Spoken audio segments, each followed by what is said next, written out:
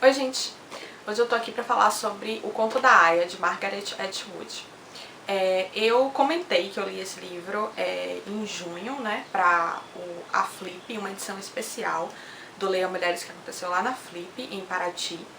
E algumas pessoas me pediram pra falar um pouquinho mais sobre o Conto da Aia, porque eu acabei falando bem por cima no meu vídeo de leituras do mês.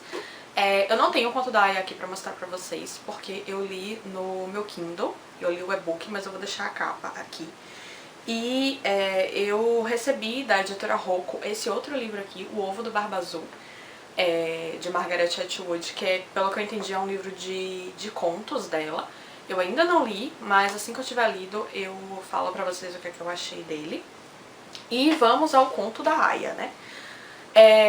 O Conto da Aia, ele é um livro que ele é uma distopia. Então a gente tem um mundo aqui em que aconteceu alguma tragédia. A gente não sabe muito bem o que aconteceu, mas é alguma tragédia ambiental. E existe uma ameaça muito grande ao país onde a personagem principal vive. Por conta dessa ameaça, que não fica muito clara no livro que tipo de ameaça é essa, e eu acho que Margaret Atwood fez isso de propósito, para deixar com que essa ameaça seja, vamos dizer assim, uma espécie de metáfora para qualquer ameaça que possa aparecer em uma determinada sociedade ou comunidade. Por conta desse medo do inimigo ou de uma tragédia, o governo ele assume o poder numa espécie de ditadura. Só que essa ditadura é uma ditadura que tem um cunho religioso, um cunho conservador muito forte, principalmente voltado para a repressão dos direitos das mulheres. Então, a princípio, toda a população apoia as medidas do governo, que são, por exemplo, medidas de barricadas de estradas, fiscalização dos documentos, um controle maior das ações das pessoas nessa comunidade. Mas aí depois as coisas começam a ficar ainda mais radicais. Então uma das principais medidas tomadas pelo governo e que afeta diretamente as mulheres é que as mulheres elas deixam de ter direito à propriedade. E a propriedade das mulheres é automaticamente transferida para o homem que seja mais próximo delas, ou um irmão, ou um pai, ou um marido. Com o tempo, e aí quando a nossa história começa, a gente já tá nesse posterior, vamos dizer assim, nessa época posterior, as mulheres elas acabam sendo divididas em diferentes funções que elas vão passar a exercer nessa sociedade. Então a gente tem a nossa personagem principal, que é a Offred. E Offred, ela é uma aia, que é o título do livro. As aias, elas são basicamente, a função delas na sociedade é serem amantes procriadoras. Então, nessa sociedade existem os comandantes. Esses comandantes, eles são responsáveis por uma determinada casa ou um determinado território. E as mulheres desses comandantes, às vezes, elas não conseguem mais ter filhos, que são as esposas, existe a classe das esposas. E por conta disso existem as aias, que têm essa função de procriação. Mas os filhos das aias não são delas, os filhos das aias são das esposas e dos comandantes. Elas são apenas um veículo.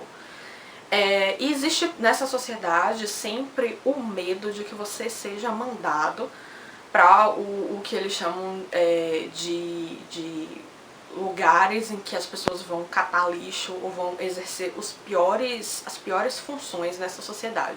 Então se uma aia, por exemplo, ela não se sai bem na função de procriar, não consegue engravidar, ela é mandada embora, e isso é um fantasma muito grande que elas enfrentam. Então além de toda a repressão, então as aias, por exemplo, elas vão usar uma roupa totalmente vermelha, como se fosse uma roupa de freira, e elas vão usar na cabeça uma espécie de estrutura fixa, branca, que vai impedir elas de olharem para os lados quando elas estiverem caminhando.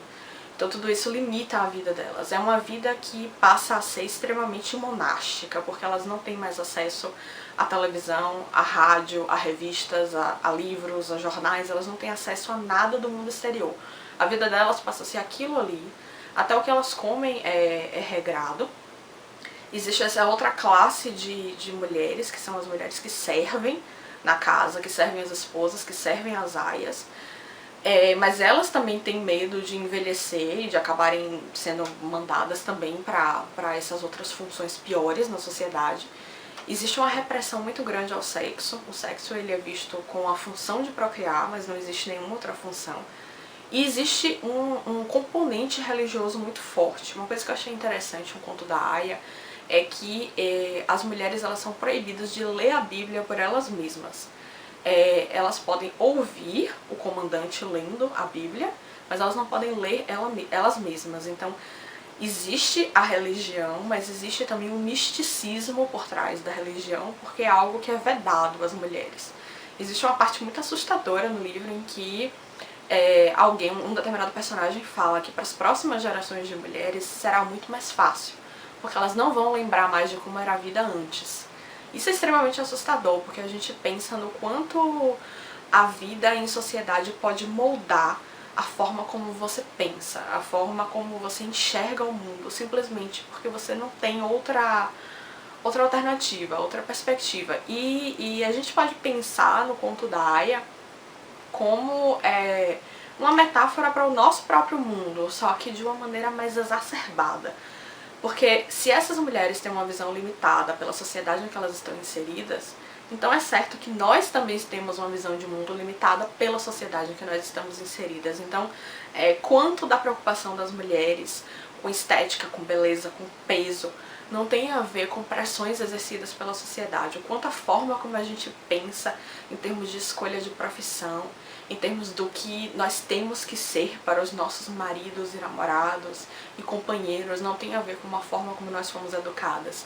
Então é muito assustador pensar no poder que uma sociedade, uma coletividade, um governo exerce sobre os seus cidadãos e o quanto aqueles cidadãos são cegos à pressão que existe sobre eles, ao molde a que eles foram submetidos.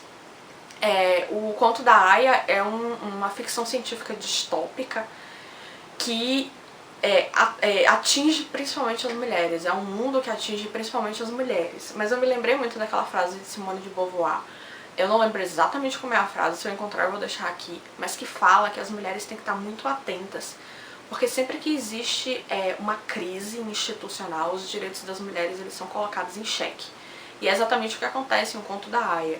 Direitos consolidados das mulheres são extirpados e elas passam a viver como as mulheres viviam na Idade Média, em vidas monásticas, em vidas sem liberdade. Um controle muito forte sobre o corpo delas, sobre a mente delas. Até o suicídio, que é uma espécie de libertação para algumas dessas mulheres, eles tentam ao máximo impedir o suicídio, fazendo com que as mulheres não consigam se suicidar, tirando, por exemplo, do acesso das mulheres facas, tesouras, não permitindo que elas tenham acesso a cordas, a coisas que elas possam se enforcar. Então é uma sociedade realmente muito controladora. Eu acho que O Conto da Aya é um livro interessante de ser lido, é um livro que ele gera muito debate. Ele é um livro que ele proporciona muita reflexão. Eu acho que Margaret Atwood é uma escritora que ela é muito famosa nos países de língua inglesa, mas ela ainda não é muito famosa aqui no Brasil, o que é uma pena, porque ela é uma das poucas mulheres que escreve essa ficção científica, essa distopia voltada para questões femininas, que é uma coisa que a gente não encontra muito dentro da ficção científica, que é predominantemente masculina. Mas é um livro que eu achei que ele tem um ritmo bem difícil, assim. Foi um livro que eu acabei achando um pouco frio. Eu não consegui me envolver tanto com os personagens, eu não consegui me importar tanto com os personagens, porque eu achei o tom da narrativa muito frio. Mas eu acho que isso tem muito a ver também com o mundo que ela quer projetar. Porque esse é um mundo muito árido, muito seco, muito frio.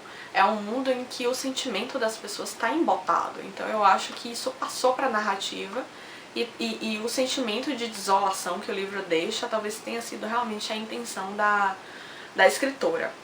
Mas para mim não deixou de tornar a leitura um pouco difícil, um pouco atravancada, vamos dizer assim. Mas em geral é um livro que eu recomendo pelo tipo de debate que ele levanta. Recomendo especialmente para as mulheres, mas eu acho que os homens também vão se beneficiar muito da leitura. E é isso, um beijo, espero que vocês tenham gostado.